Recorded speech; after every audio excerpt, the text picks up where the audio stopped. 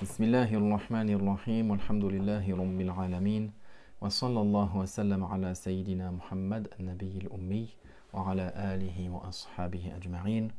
Allahumma allimna ma yanfa'una, wa anfa'na bima 'allamtana, wa zidna ilman nafi'an ya karim.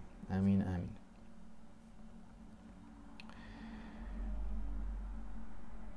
On continue, Inch'Allah Ta'ala, dans le chapitre du wudu du livre Nurul Idah du Cheikh Ashurunbulali, rahimahullah. Et on est arrivé dans le chapitre que le Cheikh Ashurunbulali il a cité juste après avoir cité les piliers du wudu, après avoir cité et éclairci ses jugements, après avoir cité les conditions d'obligation et les conditions de validité. Il cite maintenant, il se focalise sur certains éléments, sur certaines questions qu'il est indispensable d'observer, qui sont également comprises dans ce chapitre du wudu. فقال فصل يجب غسل ظاهر اللحية الكثة في أصح ما يفتى به. Alors il dit, le Cheikh Ashurunbulali rahimahullah, qu'il est obligatoire de laver l'extérieur de la barbe qui est épaisse. C'est-à-dire, dès lors que la barbe a poussé sur la peau, c'est-à-dire sur le visage, cette barbe-là, soit on dit elle est épaisse, soit elle est fine. Quelle est la différence si, dans une discussion, on voit la peau à travers la barbe, alors elle est considérée comme fine. Si on ne voit pas la peau à travers la barbe, alors elle est considérée comme étant épaisse. Alors si la barbe a poussé sur le visage, qu'est-ce qu'on a dit dans le cours précédent? On a dit qu'il est obligatoire de faire parvenir l'eau sur la peau, sur la partie du corps à laver. Maintenant, il y a la barbe qui a poussé. Donc maintenant, la partie c'est-à-dire que l'endroit de l'obligation qui était la peau, il y a la barbe, l'endroit de l'obligation c'est sur la barbe. Sur la barbe. Dès lors qu'elle est épaisse, c'est-à-dire que laver l'extérieur, si elle est épaisse, cela suffit. ويجب إيصال الماء إلى بشرة اللحية الخفيفة. Et il est obligatoire de faire parvenir l'eau à l'intérieur de cette barbe dès lors qu'elle est fine. Ça, c'est le jugement pour la barbe, c'est également le jugement pour les moustaches, c'est également les jugements pour les pattes, les parties qui sont de ce côté des oreilles. Du moment où ils sont épais, du moment où la moustache est épaisse, les sourcils sont épais, par exemple, ça suffit de laver l'extérieur. Ce n'est pas obligatoire de faire parvenir l'eau à l'intérieur, que ce soit de la moustache, que ce soit... le jugement de la barbe est le même pour les autres poils sur le visage.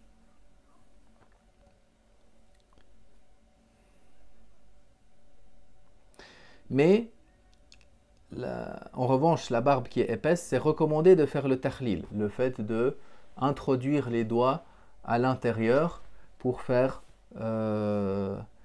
entrecroiser les doigts pour faire parvenir l'eau à l'intérieur de la barbe qui est épaisse. Ça, c'est recommandé.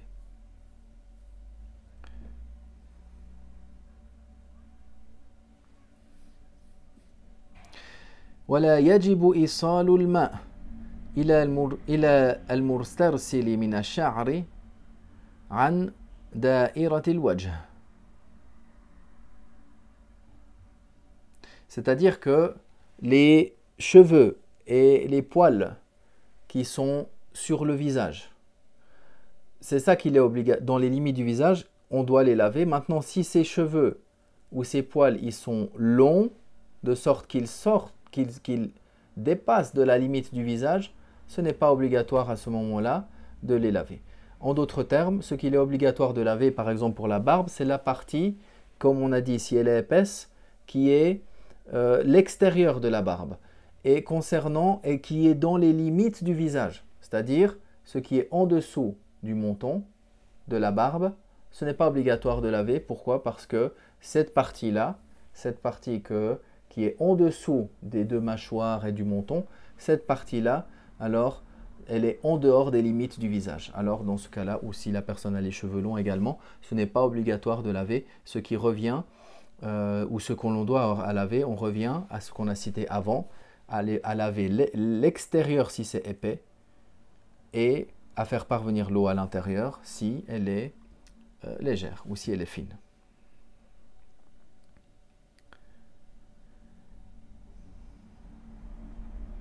ولا إلى من كتم من الشفتين عند الانضمام. Et également, ce n'est pas obligatoire de laver la partie qui est cachée des lèvres, qui est cachée lorsque la bouche elle est fermée. Lorsque les lèvres sont fermées, la bouche est fermée, la partie qui est naturellement cachée, il n'est pas obligatoire de laver, c'est-à-dire de laver l'intérieur des lèvres, mais plutôt de laver ce qui apparaît.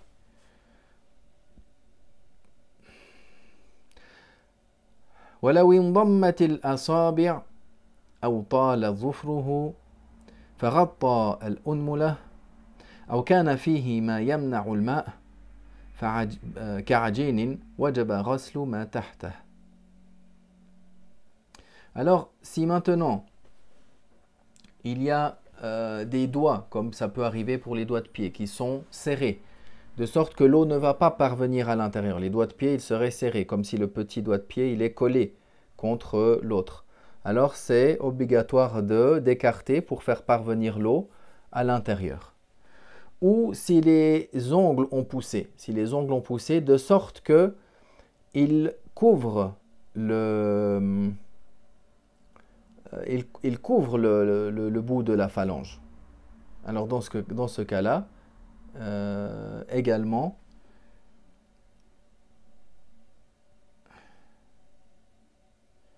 non. Donc il a dit, donc à ce moment-là, c'est obligatoire de laver cette partie-là. Donc si les doigts ils sont collés, ils sont serrés, de sorte que l'eau ne parvient pas à l'intérieur, il faut les écarter pour faire parvenir l'eau. De même si l'ongle il a poussé, il était long, et de sorte qu'il recouvre une partie qui est obligatoire de laver de la peau, alors également il faut faire parvenir l'eau à ce qui est dessous.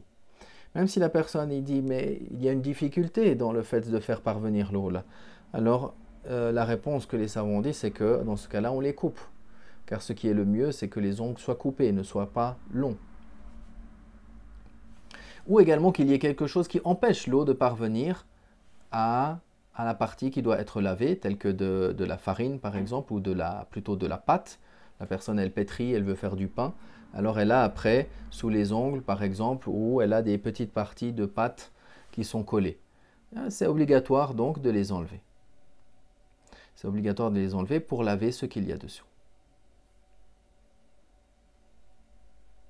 ولا يمنع الدرن وخرء البراغيث ونحوها. Également c'est obligatoire c'est nécessaire de laver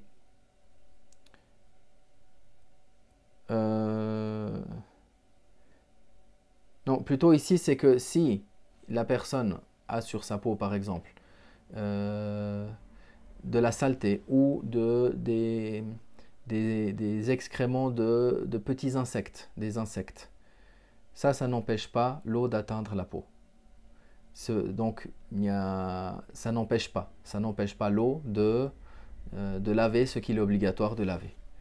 Si par exemple la personne, une mouche s'est posée sur son bras et il y a une petite crotte qui est sortie, ça c'est pas quelque chose, c'est très très petit, c'est pas quelque chose qui empêche l'eau de parvenir.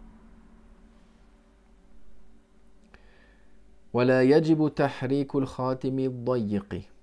Et il est obligatoire de faire bouger la bague qui est serrée. La bague qui est serrée, c'est-à-dire la bague que si la personne lave ses mains, l'eau ne parvient pas à la partie dessous qui doit être lavée. Donc dans ce cas-là, il doit laver ce qu'il y a dessous. C'est-à-dire il doit faire bouger cette bague-là afin que la partie qui est cachée par cette bague-là, puisse être lavée, car en raison du fait qu'elle serre le doigt, elle serre le doigt assez, de sorte que l'eau ne passe pas, alors on doit faire bouger cette bague-là afin de faire parvenir l'eau qui est dessous. Maintenant, si la bague elle est large, il y a plus d'espace, et quand la personne fait le wudu, l'eau parvient à l'intérieur, alors dans ce cas-là, c'est pas obligatoire de la faire bouger, mais c'est recommandé. ولو ضره غسل شقوق رجليه جاز إمرار الماء على الدواء الذي وضعه فيها. Maintenant, si le fait de mouiller, si le fait de laver une blessure ou une crevasse que la personne a sous le pied, si la personne a des crevasses sous les pieds, et que ça va lui nuire dans le fait de laver cela, et que lui, il avait mis une pommade ou une crème pour faire guérir cela, alors c'est suffisant de faire passer l'eau seulement sur la pommade, sans que l'eau parvienne à cette blessure ou plutôt à cette crevasse qui est dessous.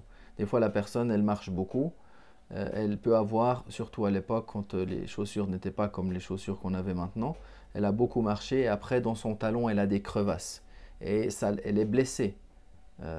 Ces crevasses-là, s'il ne met pas de la crème, de la pommade, quelque chose, elles vont constamment s'ouvrir, elles ne vont pas guérir, ça va lui nuire ensuite. Alors dans ce cas-là, il a mis une crème, il a mis un médicament, une pommade, alors on peut passer l'eau au-dessus de la pommade sans nécessairement l'enlever. C'est-à-dire que dans ce cas-là, ce médicament il sera considéré comme si la personne avait mis un plâtre ou un pansement. Le jugement sera similaire à celui-là, comme il va être également détaillé par la suite. Voilà dans le chapitre donc du bandage, du pansement et ainsi de suite. Voilà yu'adu al-mashu wala al-ghaslu ala mawdi'i ash-sha'ri ba'da halqihi. Également, la personne n'a pas besoin d'humecter à nouveau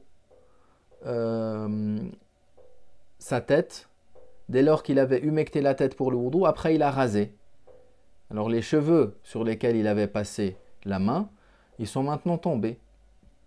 Alors, il n'a pas besoin s'il a rasé, de repasser de nouveau la main mouillée dessus. Parce qu'à la base, l'humectage, il est par rapport à la tête. Il revient à la tête, pas aux cheveux spécifiquement.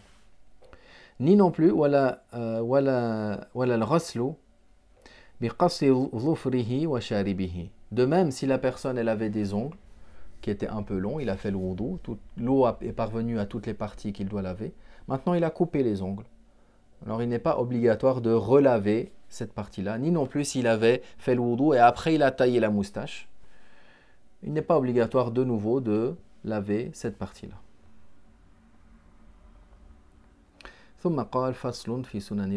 Puis ensuite, il ouvre un nouveau chapitre dans les sunan, les recommandations du wudu. Walhamdulillah, wa sallallahu wa sallam ala rasulillah.